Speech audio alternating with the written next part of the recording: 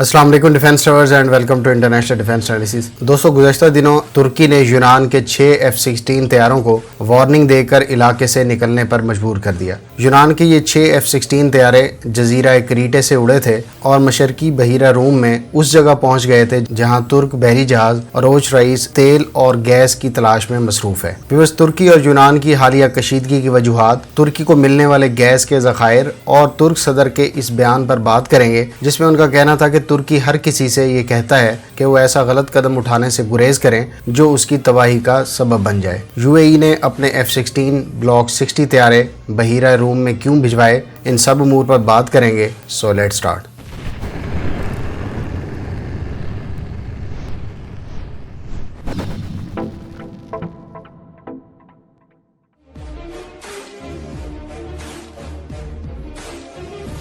तुर्की और यूनान दोनों इस खित्ते में पाए जाने वाले तवानाई और मादनियात के ज़खायर के दावेदार हैं और इनमें मशरकी बहीरा रूम के अहम इलाके पर हकूक़ के बारे में भी शदीद इख्तलाफात पाए जाते हैं। एक ही इलाके पर दोनों अपना हक होने का दावा करते हैं और इनका कहना है कि ये इलाका उनके हिस्से की समुद्री हदूद में आता है।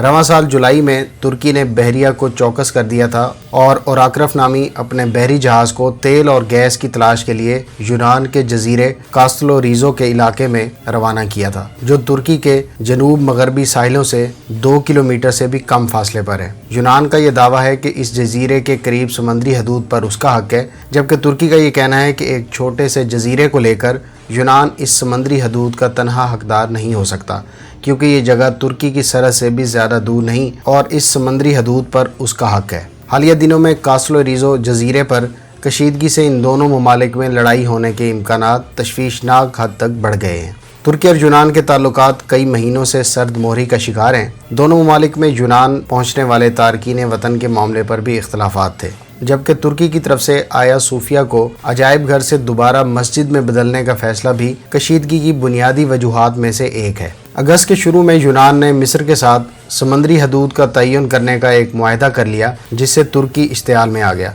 यूनान के साथ मुज़ाकरात को मनसूख कर दिया गया और ओराक्रफ नामी ये बहरी जहाज़ 10 अगस्त को अपने मिशन पर रवाना हो गया।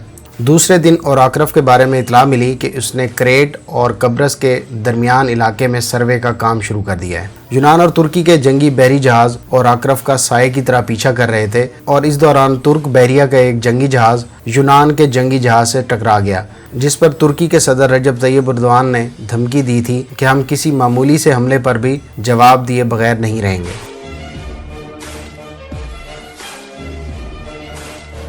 दोस्तों, हालिया बरसों में कब्रस यानी साइप्रस के साहिलों के करीब गैस के बड़े ज़खायर दरियाफ्त हुए हैं, जिनसे भरपूर फ़ायदा उठाने के लिए कब्रस, यूनान, इसराइल और मिस्र मुश्तरका तौर पर काम करने के लिए तैयार हो गए। इस मुआहदे के तहत 2000 किलोमीटर तवील पाइपलाइन के ज़रिए इस गैस को यूरोप को फराहम किया जाएगा। गुज़श्ता बरस तुर्की ने कब्रस के मगरब में तेल और गैस की दरियाफ्त के काम को तेज़ कर दिया था। याद रहे कि कब्रस सन 1974 से मुनकसिम है और इसके शुमाली खुद मुख्तार हिस्से को तुर्की की हिमायत हासिल है और तुर्की का हमेशा से मौक़िफ़ रहा है कि इस जजीरे के कुदरती वसाइल को तकसीम किया जाना चाहिए। तुर्की ने गुज़श्ता साल नवंबर में लीबिया के साथ एक मुआहदा तय किया, जिसके बारे में तुर्की का कहना है कि तुर्की ने अपने जनूबी साहिल से लीबिया के शुमाली साहिल तक एक खसूसी इकनॉमिक जोन बना लिया है। मिस्र ने इस मुआहदे को गैर कानूनी करार दिया, जबकि यूनान ने इसे मुज़क्का खेज़ करार दिया और कहा कि इस मुआहदे में इसके जजीरे क्रेट को नज़रअंदाज कर दिया गया है, जो इस जोन के बीच में वाक़ है।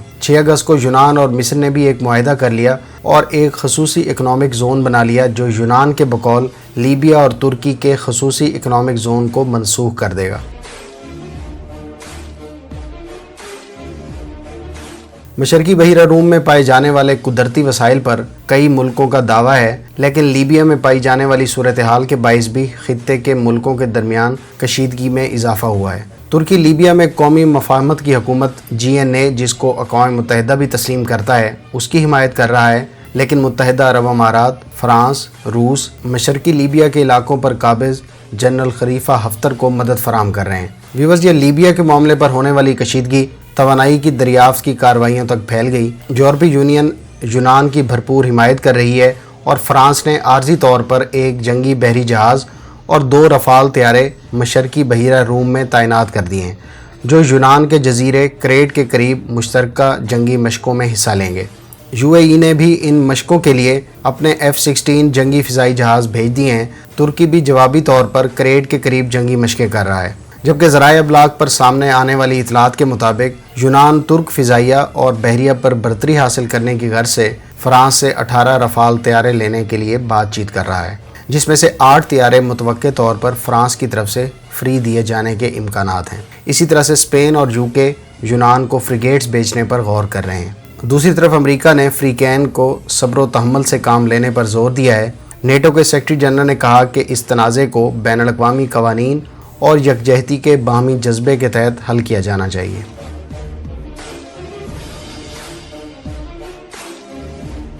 جرمنی نے اس بحران کو ٹھنڈا کرنے کی کوششیں شروع کر دی ہیں اور اس کے وزیر خارجہ ہیکو ماس نے انقرہ اور ایتھنز کا دورہ کیا اور خبردار کیا کہ ایک چھوٹی سی چنگاری سے اس خطے میں جنگ کی آگ بھڑک سکتی ہے۔ دوسری طرف ترک صدر کے پہلے بیان کیے گئے خطاب میں ان کا مزید کہنا تھا کہ وہ جو بازنطینی ورثے کا حصہ کہلانے کے بھی لائق نہیں، وہ آج یورپی ممالک کی مدد سے غیر منصفانہ اور قزاقانہ حرکتیں کر رہے ہیں، جو ظاہر کرتا ہے کہ انہوں نے تاریخ سے سبق نہیں سیکھا ہے۔ صدر اردوغان نے جمعے کے روز اعلان کیا تھا کہ بحیرہ اسود یعنی بلیک سی میں ترکی کو 320 ارب کیوبک میٹر گیس کے ذخائر ملے ہیں۔ یاد رہے کہ یہ ذخائر ترکی کو اس کی اپنی حدود میں ملے ہیں اور ترک یونان کشیدگی دوسری طرف بحیرہ روم کی سمندری حدود میں ہے۔ ترک حکام کے مطابق یہ ذخائر 2023 کے بعد دستیاب ہوں گے اور ان سے ترک معیشت میں بہتری کے امکانات ہیں، کیونکہ ترکی اس وقت اپنی توانائی کی ضروریات کا زیادہ تر حصہ روس، آذربائیجان اور ایران سے درآمد کرتا ہے، اور گزشتہ برس ترکی نے تیل اور گیس کی درآمد پر 41 ارب امریکی ڈالر خرچ کیے۔ یاد رہے کہ صدر اردوغان نے یہ تقریر سلجوق سلطان الپ ارسلان کی سن 1071 میں شمالی ترکی کے موجودہ مقام موس میں جنگ منزکرت میں فتح کی یاد میں ہونے والی تقریب میں کی۔ سلجوق سلطان کی اس فتح سے بازنطینی سلطنت کا زوال شروع ہوا اور خلافت عثمانیہ کی بنیاد پڑی تھی۔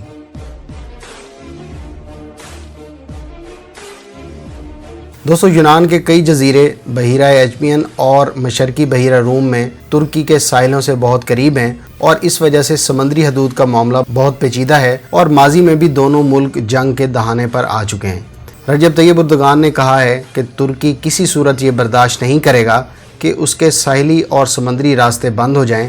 انہوں نے کہا کہ ترکی نے بلو ہوم لینڈ کا نظریہ اپنا لیا ہے، جس کا مقصد اپنے ساحلوں کے ارد گرد سمندری حدود کو محفوظ بنانا ہے۔